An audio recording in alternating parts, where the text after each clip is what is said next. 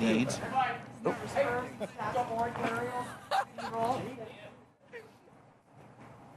Well, brand new numbers out just this morning, and this is good news. Toronto continues to be a hot spot for tourists. The city has actually set a new tourism record.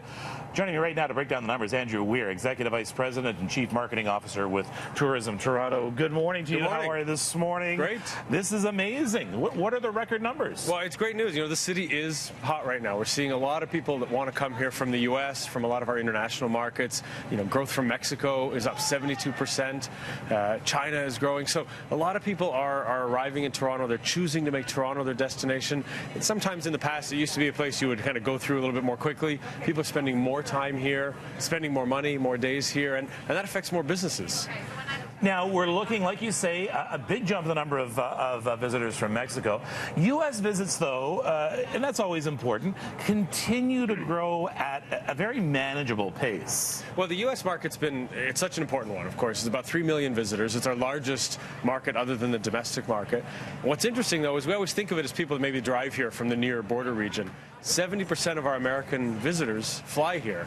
And that's important because it means they stay longer. People that fly here stay longer. They do more. They spend more. And that really affects a lot more businesses and jobs all across the city. Okay, so our tourism numbers are up. Big deal. What does that mean for the economy? Well, people are surprised a lot how many different kinds of businesses are part of the tourism economy. So we know about hotels and restaurants and attractions and retail, but then there's the convention sector that's a big part of our tourism economy. So think about the meeting venues, audiovisual companies, transportation companies, all the different, the catering, part of the convention business. Next year, we'll actually have the most citywide, kind of those largest conventions that we've ever had in our history. Which ones? Now you've got... Well, there's a number of them coming in. One of the biggest next year. The largest will be the Rotary International, which is 35,000 people in June. And why this is so important, too, I'm going to guess, is because they come here, they see what Toronto has to offer, and then they're thinking, I'm going to bring my family back. That's exactly right. So you get the benefit at the moment that they're here. 35,000 people spending money, doing things around the city, but then every one of them, hopefully, wants to come back, bring their family. Maybe they just add a few extra days on the end of that trip. But there's a lot of benefit. That convention business is just the beginning of a process often that expands more. And now, here is where we in Toronto have a responsibility. Clean yourself up.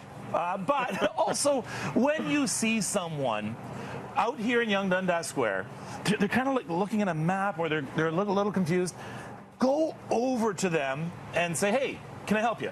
People talk about that sense of welcome, but you're right. It's on you. It's on me. We've got to bring that welcome. We've got to bring the Canada, bring the Toronto, and make sure that people feel welcome, want to come back, and have some fun while they're here.